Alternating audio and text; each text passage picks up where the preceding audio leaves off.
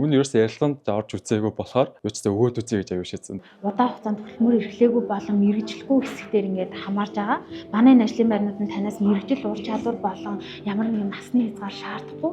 Мэрэгчлэлтэй байх хэрэгтэй хамгийн гол нь. Тэгээ мэрэгчлэр ажиллана гэсэн тийм байгаа. Тагуучаар юу ажиллаж байсан юм уу? Нийтийн хоолнд ажиллаж байсан байх тийм.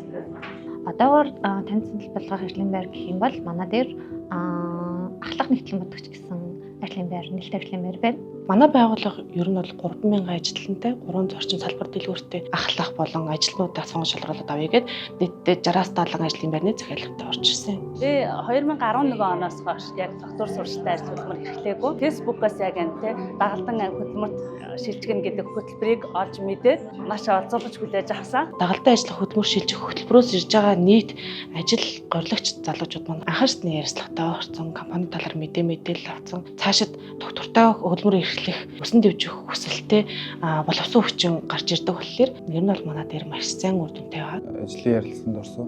Одоогоор 4 ярилцлаганд орсноос 2 ажлын санд авсан байна. За манай байгууллагын хувьд удирдлагын чанараар шалтгаалаад 30-аас 40 ажлын байр гарч ирдэг. За энэ хүрээндээ урт хугацаанд гэртээ суусан эйжентрийг өрн манай байгууллага фокуслж ажиллаж байгаа. Эндээс Icemark компани merchandise-ийн ажлын санал авсан байгаа. Цагийн хувьд уян хатанд нөхцөлтэй байсан учраас би энэ ажлын байрыг сонгосон байгаа. Тэрээс уусаа 1 2 3 байгууллагатай ярилцсны хүчин бас юу ярихаа мэдээж өөртөө итгэл нь олж байгаа. Надад маш том итгэл найдвар төрсөн.